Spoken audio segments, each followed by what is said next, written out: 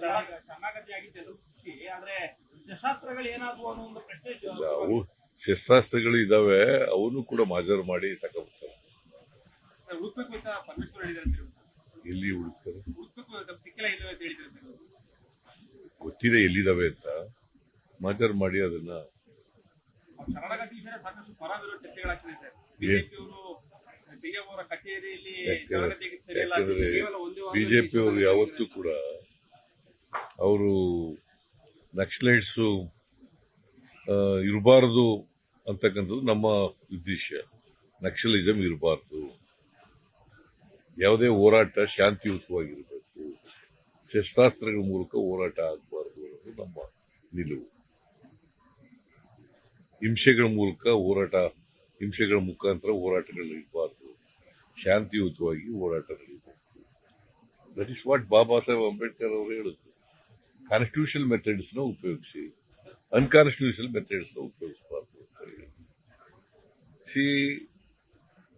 ಅನ್ಯಾಯಗಳನ್ನ, ಶೋಷಣೆಗಳನ್ನ, ದೌರ್ಜನ್ಯಗಳನ್ನ ಪ್ರತಿಭಟನೆ ಮಾಡಲಿಕ್ಕೆ ಎಲ್ರಿಗೂ ಹಕ್ಕಿದೆ, ಸಂವಿಧಾನನೇ ಕಲ್ಪಿಸ್ಕೊಟ್ಟಿದೆ. ಆದರೆ ಕಾನೂನನ್ನು ಕೈಗೆ ತಗೊಳ್ಳಿಕ್ಕೆ ಯಾರಿಗೂ ಅವಕಾಶ ಇಲ್ಲ.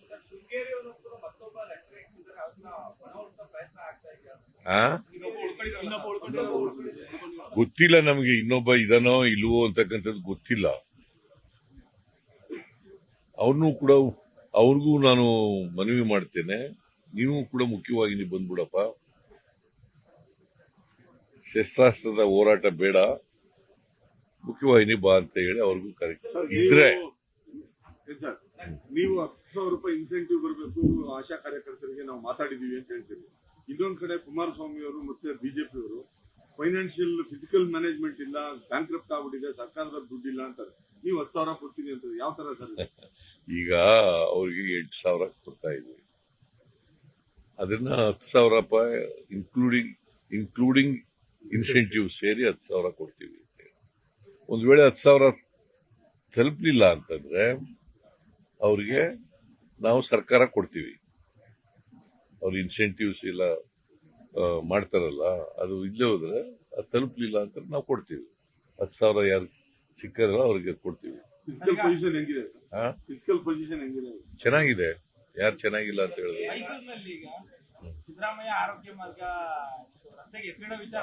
ಯಾರಿಗೂ ರಸ್ತೆ ಇಡಿ ಅಂತ ನಾನು ಇವತ್ತಿನವ್ರಿಗೆ ಹೇಳೇ ಇಲ್ಲ. ನಾನು ಪಾಲಿಟಿಕ್ಸ್ ಮೊನ್ನೆ ಬಂದದಲ್ಲ, 45 ವರ್ಷದಿಂದ ಇದ್ದೀನಿ ನಾನು ಪಾಲಿಟಿಕ್ಸ್ ನಲ್ಲಿ.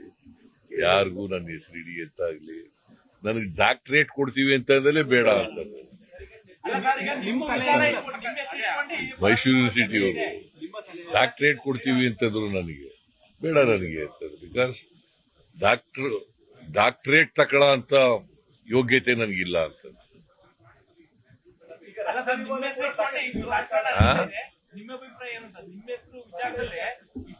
ಅದಕ್ಕೆ ಬೇರೆ ಹೆಸರಿದ್ರೆ ಆ ರಸ್ತೆಗೆ ಅದು ಮಾಡೋದು ಬೇಡ.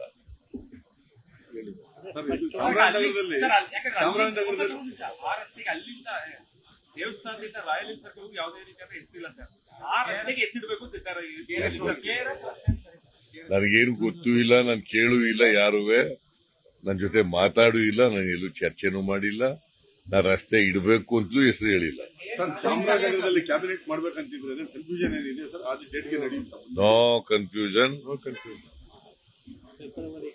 ಫೆಬ್ರವರಿ 15ನೇ ತಾರೀಕು ನಡೀತದೆ. ಅದು ಎಲ್ಲ ಕಡೆ ಮಾಡ್ತಾ ಇದೀವಿ. ಈಗ ಏನ್ ಸ್ಪೆಷಲ್ ಅಂದ್ರೆ ಏನಯ್ಯ, ಈ ಭಾಗದ ಸಮಸ್ಯೆಗಳಿಗೆ ಕೊಡ್ತಕ್ಕಂತ ಪ್ರಯತ್ನ, ಎಲ್ಲ ಸಮಸ್ಯೆಗಳಿಗೂ ಅಲ್ಲ.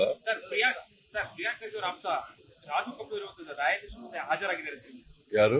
ರಾಜು ಕಪೂರ್ ಅವರು ಇವತ್ತು ನ್ಯಾಯಾಧೀಶ ಮುಂದೆ ಹಾಜರಾಗಿದ್ದಾರೆ ಸರ್. ರಾಜು ಕಪೂರ್ ಸರ್, ಪ್ರಿಯಾಂಕ್ ಖರ್ಗೆ ಅವರ ಆಪ್ತ ಹಾಜರಾಗಿದ್ದಾರೆ ಸರ್ ನ್ಯಾಯಾಧೀಶ. ಆಯ್ತು, ಕಾನೂನು ಮುಂದೆ ಎಲ್ಲರೂ ಸಮಾನರಲ್ಲ, ಅಪ್ಪರ್ ಆಗ್ಲೇಬೇಕಲ್ಲ. ರಾಜಣ್ಣನಿಗೆ ಕೇಳಿ.